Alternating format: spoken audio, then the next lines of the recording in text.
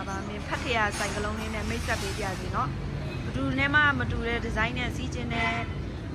မင်းတို့တရုတ်ပြည်မှာပေါ့နော်နာမည်ရရှိပြီးတာဖြစ်တဲ့ဟောင်းကျွဲအင်ဂျင်နဲ့လည်းစီးခြင်းနဲ့ဆိုရင်35ဝန်းကျင်လေးနဲ့မင်းတို့စီးရမယ်မင်းတို့ရဲ့ဖတ်ထရဆိုင်ကလုံးလေးကိုဝယ်ယူအားပေးနိုင်ပါပြီနော်ကဲဆိုင်ကလုံးလဲစီးခြင်းနဲ့ဂါဗနာတိုက်လေးလဲစီးခြင်းနဲ့အင်ဂျင်မာတာလေးလဲစီးခြင်းနဲ့ပေါ့နော်ပြီးတော့စီစားလဲတက်တာချင်းနေဆိုရင်တော့မင်းတို့ပေါ့နော်အခုလိုအင်ဂျင်ပါဝါ110နဲ့ဟိုမှာဆိုင်ကလုံးပုံစံလေးကိုရွေးချယ်ဝယ်ယူနိုင်ပါတယ်เนาะဈေးနှုန်းလေးကလည်းမင်းတို့35ဝန်းကျင်လေးနဲ့ပဲမင်းတို့စီးရမှာဖြစ်ပါတယ်ကဲလိုအပ်တဲ့ကစတမာများပေါ့နော်ဝယ်ယူအားပေးနိုင်ပါပြီမင်းကတော့လက်လီလက်ကားရောင်းချပေးနေတဲ့ထိုင်းအမိုရှိုးလုံးပဲဖြစ်ပါတယ်เนาะအားလုံးကိုကျေးဇူးတင်ပါတယ်ရှင်